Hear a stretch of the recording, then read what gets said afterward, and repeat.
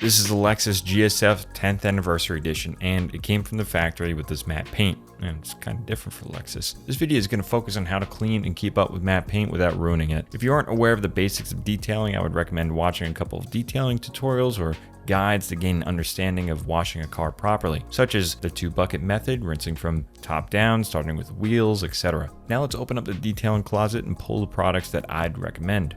First up is a wheel and tire cleaner to clean off the wheels first. For this, I'm using Adam's Wheel and Tire Cleaner. Next is Chemical Guy's Satin Matte Finish Auto Wash. This is pH balanced and has no glossing agents to leave behind an uneven matte surface. Then there's Adam's Matte Detailer that will be used for the drying process. And last, there's McKee's Matte Cleaner and Protectant as a final step. There are protective options such as a ceramic coating or PPF. However, this process is good for the routine wash for every 2 weeks to a month. The first step is to clean during a time of day in the shade or out of direct sunlight. This is a general rule of thumb for any detailing process, but even more emphasized with matte paint since water spots are the enemy. You're going to want to wash off the wheels and tires first. I'm using a diluted solution of Adam's Wheel and Tire Cleaner in a hand foaming pump. Also, I'm using a separate wash mitt for the wheels and tires to avoid any cross-contamination from the wheels to the paint. These wash mitts are also using their own wash bucket for the same reason.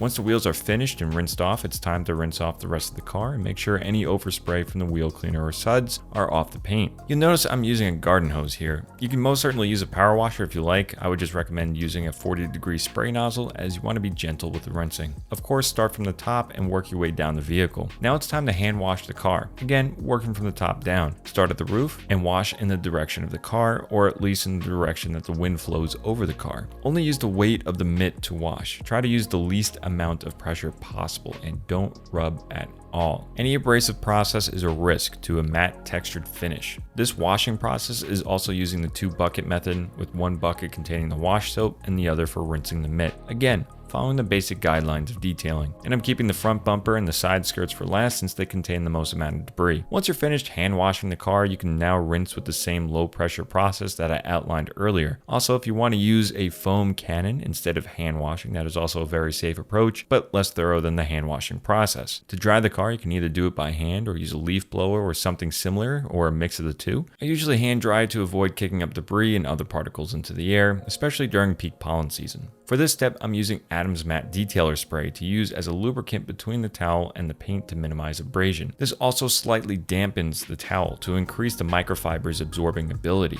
Starting from the top, once again, use large sweeping strokes with little to no pressure, also going in the direction that the wind is blowing over the car. I like to use the weight of the towel and drag it across the surface for the large flat areas of the car. Once most of the water is off of the car, or at least broken down into smaller droplets, I go back over with a second towel using the same method. Spray on the detailer spray for lubrication and absorption and go back over the car. This isn't 100% necessary, however, this lets me thoroughly inspect the paint and remove any potential water spots, which again is an important point for detailing matte paint. This is also a good time to get in between the door jambs and such if you haven't already.